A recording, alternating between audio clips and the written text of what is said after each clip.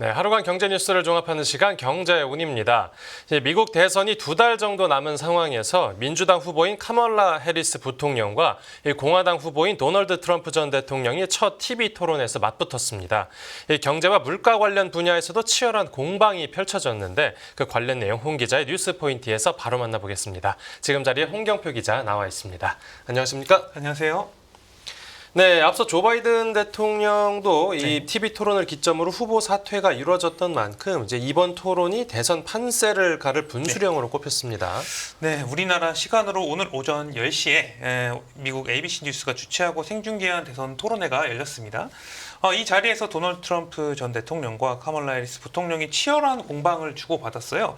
이 두 후보가 사회자부로부터 받은 첫 질문은 이제 미국 유권자의 최대 관심사인 경제와 물가였습니다. 네네. 해리스 부통령은 미국인의 경제 상황이 4년 전보다 나아졌냐고 이제 생각하냐 이런 질문에 트럼프 전 대통령이 공황 이후 최악의 실업률, 세기 최악 공중보건 전염병, 남북전쟁 이후에 우리 민주주의에 대한 최악의 공격을 넘겨줬다. 이렇게 맹비난의 공격을 했죠. 네. 해리스 부통령은 트럼프 전 대통령이 가장 부유한 사람들을 위한 감세를 한다고도 지적을 했고요. 그는 그 트럼프 전 대통령의 관세 공약을 이제 전 미국인에 대한 트럼프 부가세다. 이렇게 비판하기도 했습니다. 네. 이에 이제 트럼프 전 대통령은 관세 때문에 미국인의 물가가 오르지 않는다면서 물가가 더 높아지는 것은 중국과 수년간 우리에게서 훔쳐간 모든 나라들이다. 이렇게 주장을 했습니다. 네. 또 바이든 행정부에서 물가가 치솟았지만 나는 재임 기간 인플레이션이 없었다면서 그들은 이제 경제를 파괴했다. 이렇게 주장하기도 했고요. 네, 과거는 과거고 그래서 네. 이제 앞으로 어떻게 하겠다는 건지가 중요하겠죠. 네, 맞습니다. 이 두 후보는 이제 상대방의 경제 정책 과오를 지적하면서도 자신이 경제 살리기에 더 적합하다는 이미지를 이제 유권자들에게 심어주려는 노력을 했습니다. 네. 해리스 부통령은 자신이 대통령으로 선출되면 이 미국 경제를 풍요롭게 할 것이라면서 트럼프는 미국 경제를 악화시킬 것이다 이렇게 주장을 했어요. 해리스 부통령은 트럼프의 경제 정책은 인플레이션으로 이어질 것이라면서 미국 부채를 폭발시킬 것이다. 뭐 이렇게 말하기도 했습니다. 네. 이어서 이제 물가와 집값을 잡을 계획이 있다면서 코로나19 이후에 이제 일자리 시장과 경제가 혼란이 빠진 데 대해서 트럼프 전 대통령을 또 비난하기도 했어요. 트럼프의 감면 정책에 대해서 해리스는 트럼프는 억만장자를 위해서만 감세할 것이라면서 이 기회의 경제를 강조하기도 했고요. 네, 해리스 후보의 이제 발언은 그렇고 맞습니다. 트럼프 후보 쪽 발언은 어떻게 나왔죠? 이에 대해 트럼프는 이제 취임할 당시에 인플레이션이 21%까지 치솟았으며 경제는 참담했다면서 전면 감세를 실시하고 경제를 좀 활성화할 것이다 이렇게 말했고요. 지금 해리스의 정책이 현재 조 바이든 미국 대통령의 정책과 판박이다. 이 경제를 책임져야 한다고 주장하기도 했습니다. 네. 트럼프는 또한 이 고율 관세에 대해서 다른 나라를 상대로 한 관세 부과를 유지할 것이라면서 이 관세를 부과해도 인플레이션은 오지 않을 것이라고 또 강조를 했는데요. 근데 이 관세에 대한 비용 같은 경우는 중국 등 미국을 상대하는 다른 국가가 부담할 것이라면서 어떤 물가 상승에 대한 우려를 또 일축하기도 했고요. 네. 두 후보는 이 프래킹이라는 것을 두고도 공방을 벌였는데 프래킹이 뭐죠? 이 프래킹이라는 것은 이 세일가스를 시추하는 기술의 일종인 어떤 수압 파쇄법이다. 이렇게 볼 수가 있는데요. 이 해리스 부통령이 과거에 이에 대한 금지를 주장했다가 이제 입장을 바꾼 바가 있거든요. 네. 트럼프는 해리스에 대해서 12년간 이 프래킹에 반대해 왔다면서 해리스가 선거에 달성된 경우에 셰일가스 시추가 금지될 것이다. 뭐 이렇게 지적하기도 했어요. 그러면서 이제 제가 아니었다면 유가는 더 올랐을 것이라고 덧붙이기도 했고요. 해리스는 이에 대해서 뭐 다양한 에너지원에 투자해서 해외 석유 의존도를 줄여야 된다는 입장이라면서 우리가 역사적으로 가장 큰 폭으로 국내 석유 생산량을 늘릴 수 있었던 것은 이제 외국 석유에 지나치게 의존할 수 없었다는 제 가치관에 접근한 이제 관련된 접근법 때문이다. 이렇게 반박하기도 했고요. 네, 그렇군요. 이번 방송을 지켜본 이 시청자들 반응이 무엇보다 중요하겠죠. 맞습니다. 이 미국 CNN 방송이 실시한 여론조사에서 이제 오늘 토론을 지켜본 등록 유권자의 3분의 2가 해리스 부통령이 더 잘했다 이렇게 답변을 했습니다. 네네. 트럼프 전 대통령이 더 잘했다는 응답자는 나머지 3분의 1 가량 정도였고요. 이게 과거 이제 조 바이든 대통령과 트럼프 전 대통령이 토론했을 때와 약간 반대였는데요. 이제 지난 6월 27일에는 이제 조 바이든 대통령이 이제 트럼프 대통령이 약간 좀 뒤졌다 이런 평가가 있었죠. 상당히 그때 좀 충격을 줬었는데 네. 그때는 이제 토론을 지켜본 유권자의 3분의 2 가량이 트럼프 전 대통령이 더 잘했다고 답해서 이번 대선 판도가 앞으로 어떻게 될지도 관심이 집중되는 상황이라고 볼 수가 있겠습니다. 네, 알겠습니다. 네, 미국 대선 후보 TV 토론 관련 내용 살펴봤고 다음 뉴스 보겠습니다. 네, 가계부채가 우리나라 경제 성장 짓눌러 BIS의 경고. 이 국제결제은행이 발표한 보고서가 눈길을 끌었습니다. 맞습니다. 이 각국 중앙은행의 중앙은행이라고 불리는 국제결제은행 BIS가 가계부채가 경제 성장을 저해하고 있다 이렇게 분석하기도 했는데요. 네네. BIS는 먼저 2000년대 초 이후에 저금리 기조가 장기간 지속이 되면서 대부분 신흥국에서 민간 신용이 큰 폭으로 확대됐다 이렇게 지적을 했어요. 예. 여기서 이제 민간 신용은 금융기관을 제외한 기업, 가계 등 민간 비금융 부문의 부채를 의미하는데요. 중국을 제외한 아시아 신흥국에서는 GDP 대비 민간 신용 비율이 2000년 이래 1.3배 이상 올랐고 중국에서는 이 비율이 2배 가까이 상승을 했습니다. 네.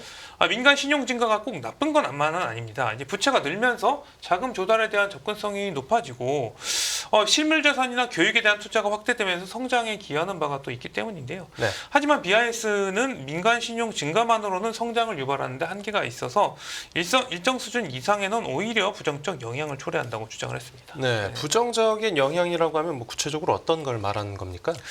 BIS 같은 경우는 이제 부채와 성장의 관계가 처음엔 정비례하다가 어느 순간 꼭지점을 찍고 반비례로 돌아선 역U자형 곡선을 이제 그린다는 것인데요. 네. 단적인 예로 빚을 내서 소비를 늘리면 단기적으로는 성장률이 높아질 수는 있겠지만 이 중장기적으로 봤을 때는 부채 상환과 이자 지급 부담 때문에 미래 성장 잠재력이 약화할 수가 있습니다. BIS는 대부분의 신흥국은 아직 민간 신용 증가가 성장을 촉진하는 영역에 있지만 아시아 국가들은 성장을 저해하기 시작하는 변곡점에 다다랐다 이렇게 평가를 하기로 했습니다. 특히 우리나라와 중국을 분석을 했는데요. 네. 우리나라와 중국의 경우에 GDP 대비 민간 신용 비율이 100% 선을 웃돌면서 경제 성장률도 이제 정점을 찍고 역U자형 곡선과 일치했다. 이렇게 지적을 했어요. 네네. 우리나라의 GDP 대비 민간 신용 비율은 작년 말 222%에 달해서 100% 선을 훌쩍 넘은 상황이고요. 이중 가계부채가 100%, 한 기업부채가 122% 수준이었습니다. 네, 뭐 단순하게 보고 넘길 경고는 아닌 것 같습니다. 그리고 단순히 가계부채 이 크기뿐만 아니라 또 네. 가계부채가 부동산 같은 특정 자산에 쏠려 있는 현상도 우려했다고요. 네, BIS는 가계부채가 증가하고 주택 수요가 느는 동안 이 제조업을 비롯한 다른 업종에서 건설 부동산 업으로 신용이 옮겨가는 현상에도 주목을 했는데요. 이 건설 부동산업의 생산성이 상대적으로 낮은 만큼 이 해당 업종에 대한 과대한 대출 쏠림이 이 성장에 또 다른 부담을 줄 수가 있습니다. 예. 실제 건설업과 부동산업 대출 비중이 더 많이 증가한 국가일수록 생산성과 노동 생산성 감소는 더 컸던 것으로 나타났는데요. 더 나아가서 이런 신용 재배분은 과잉 투자를 또 의미할 수 있고 이는 나중에 이 관련 대출 증가가 둔화한 뒤에도 성장과 생산성에 지속적으로 부정적 영향을 줄 수 있다 이렇게 봤고요.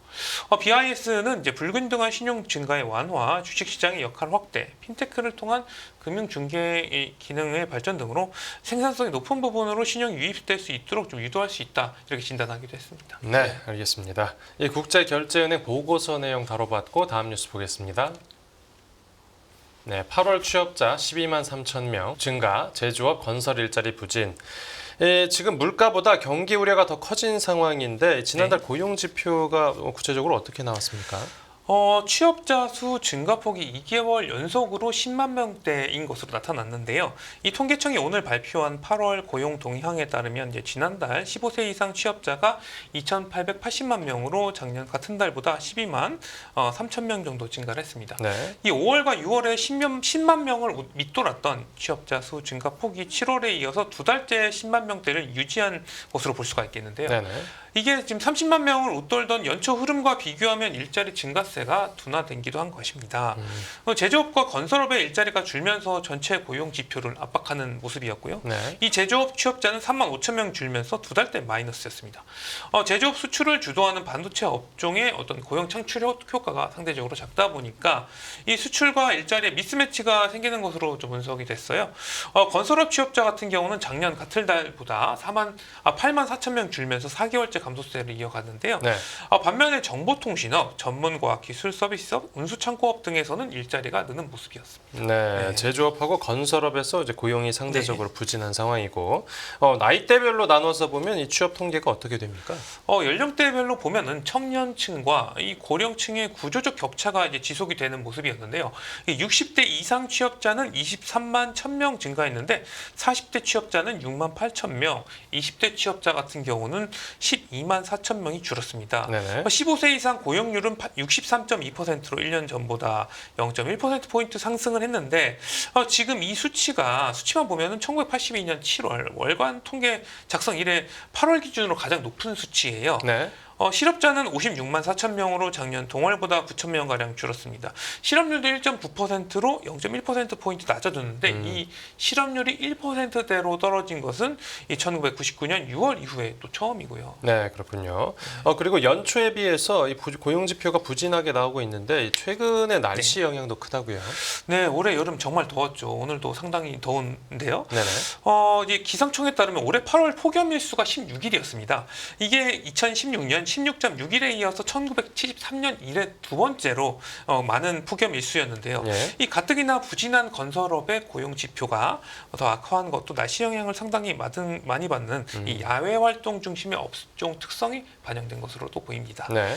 폭염에 따른 7회 활동 중단 또는 이제 탄력 근무 등으로 해서 취업 시간 자체 좀 줄어드는 모습이었고요. 네. 그리고 이 정부에서는 이번 네. 고용 지표에 대해서 어떤 반응입니까?